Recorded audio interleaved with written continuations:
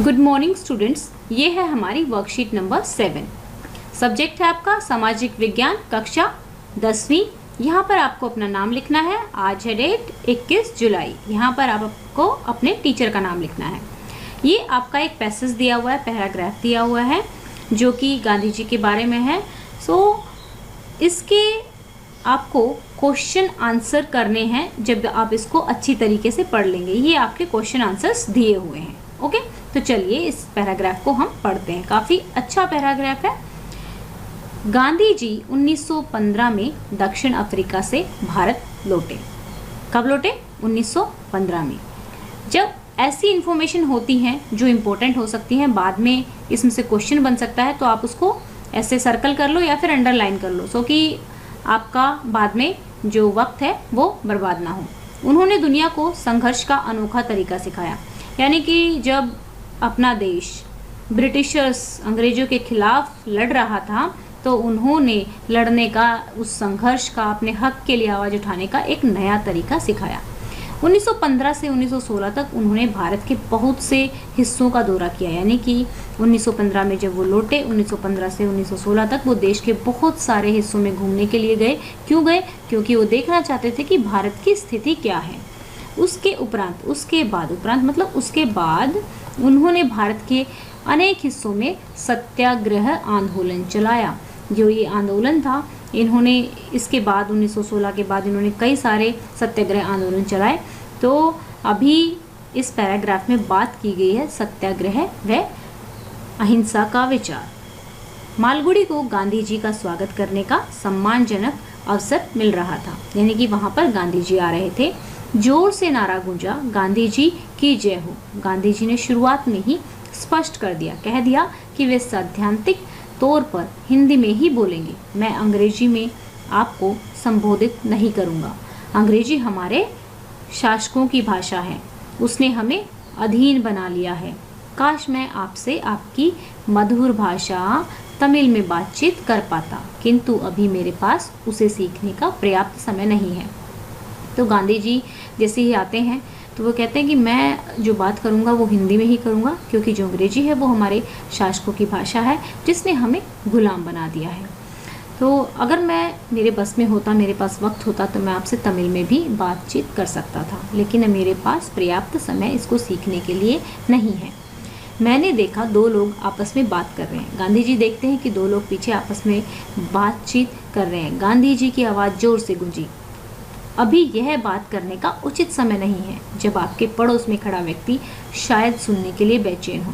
जब गांधी जी बोल रहे हैं तो वो कहते हैं कि हो सकता है आप दोनों बात कर रहे हैं और आपके साथ कोई जो तीसरा व्यक्ति खड़ा है वो सुनना चाहता हो, तो आप उसके सुनने के अधिकार का उल्लंघन कर रहे हैं, तो आप कहीं ना कहीं उसको कष्ट दे रहे हैं। तो अगर तुम उसके सुनने में रुकावट पैदा कर रहे हो तो यह एक प्रकार की क्या है? हिंसा है। ये एक प्रकार की हिंसा है। महात्मा गांधी ने बताया कि अहिंसा क्या है और उसे रोजमर्रा के जीवन में कैसे अपनाया जा सकता है। वो कहते हैं कि एक तो उन्होंने बताया कि अहिंसा क्या है, और उन्होंने बताया कि इसे हम अपने रोज के जीवन में कैसे अपना सकते हैं। उन्होंने कहा यह एक आसान प्रक्रिया है, ये बहुत आसान प्रक्रिया है, बशर्ते आपको इसमें विश्वास हो कि हाँ भाई इस चीज़ से सब कुछ ठीक हो जाएगा, हमें तोड़फोड़ नहीं करनी पड़ेगी। ये एक अचूक तरीका है सब कुछ ठीक करने का, आपको विश्वास होना चाहिए। अगर आप अपने आप पर ध्यान दें, अपने आप को ऑब्जर्व करें, आप उन छोटे बड़े सभी कार्य एवं विचारों से बच सकते हैं जिनसे किसी को दुख पहुंचने की आशंका हो। तो कहते हैं कि चाहे वो कितना सा भी छोटा कार्य हो, अगर आप मन में ये सोचेंगे कि भाई इससे किसी दूसरे पर्सन को दुख हो सकता है मेरे इस कार्य से, तो आपका जो अहिंसा है आपके अंदर नेचुरली ही, स्वाभाविक ही आ जाएगी। यदि आप सतर्क रहें तो यह आपको स्वाभाविक ही आ जाएगा। यदि किसी ने आपके साथ अन्याय किया है या ऐसा कुछ किया है जो आपको बुराई के रूप में प्रतीत होता है, तो सिर्फ उस बुराई के अंत के लिए प्रार्थना कीजिए। कहते हैं कि ऐसा हो सकता है आपके साथ भी कभी बुरा हुआ, आपके साथ भी अन्याय हुआ हो, हिंसा हुई हो, तो आप प्रार्थना कीजिए कि उस बुराई का ही यहाँ से अंत हो जाए। उस व्यक्ति के लिए अतिरिक्त स्नेह की भावना विकसित कीजिए और आप पाएंगे कि आप उसमें बदलाव लाने में सक्षम हो गए हैं। ठीक है, तो ये बात थी। देखो अहिंसा का ये आइडिया ऐसा नहीं है कि सिर्फ मारपीट बंद कर देनी है। गांधी जी कहते हैं कि हिंसा सिर्फ मारपीट ही नहीं होती, हिंसा किसी को किसी भी तरीके से दुख पहुंचाने की एक प्रक्रिया है। अगर आप अपने वर्डों पर, आप अपना जो कार्य करते हैं उससे अगर किसी को दुख नहीं पहुंचाते हैं तो आपने अहिंसा को सीख लिया है, और उसके लिए आपको अपने आप को ध्यानपूर्वक सतर्क रहना है। अब हम करते हैं क्वेश्चन। आपके अनुसार गांधी जी ने सैद्धांतिक तौर पर हिंदी बोलने का निर्णय क्यों लिया था?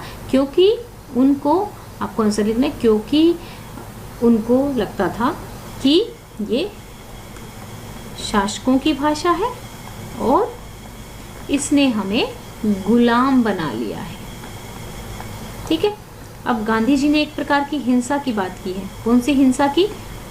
ना सुनने देने की हिंसा की, नहीं देने की हिंसा की। ठीक है। अब क्या आप अपने आसपास रोजमर्रा के जीवन में जाने अनजाने में घटित कुछ अन्य ऐसी घटनाओं को खोज सकते हैं जो एक प्रकार की हिंसा हो? यहाँ पर आपको बताना है कि हो सकता है आपके पड़ोस में कुछ ऐसा हो रहा हो, आप पढ़ रहे हो, डेली ऐसी आवाज़ें आ रही हों जिससे आपकी पढ़ाई में प्रॉब्लम हो रही हो, जानबूझकर वो चीज़ें, कोई बहुत ज़्यादा लाउड म्यूज़िक बजा रहा हो, तो आप ऐसी ही कुछ प्रकार की हिंसाओं के अपनी कॉपी में उदाहरण दे सकते हैं और कुछ क्रिएटिव उदाहरण ज़रूर दें। अब बात आती है गांधी जी ने बुराई का अंत करने के लिए क्या सुझाव दिया। उन्होंने कहा कि बुराई को ख़त्म करने के लिए हमें प्रार्थना करनी चाहिए और जो इंसान ऐसा करता है उसको अतिरिक्त प्यार दें और वो अपने आप ही बदल जाएगा। क्या इस सुझाव का अनुसरण करना आसान होगा? क्या आपके लिए आसान होगा? क्या आप ये कर पाएंगे? तो आपको ये बताना है कि ये आसान है या फिर नहीं। ठीक है। तो ये था हमारा आज का वर्कशीट पैसेज। आपको अपने आंसर लिखने हैं और अच्छे से होमवर्क करना है और पढ़ाई बहुत अच्छे से करनी है खेल के साथ साथ। अगर आपको कोई डाउट है, आपको लगता है कि कोई चीज़ें समझ नहीं आ रही है किसी भी सब्जेक्ट में, तो आप कमेंट कर सकते हैं। नीचे कमेंट बॉक्स में कमेंट करेंगे तो हम उसको रीड करेंगे, और कोई भी सब्जेक्ट या कोई भी टॉपिक भी आपको अगर नहीं समझ में आ रहा है तो आप कमेंट करके पूछ सकते हैं कि ये बात आपको नहीं समझ में आई है, तो आपको आंसर ज़रूर मिलेगा। अगर आपको वीडियो अच्छी लगी हो तो चैनल को सब्सक्राइब कर सकते हैं।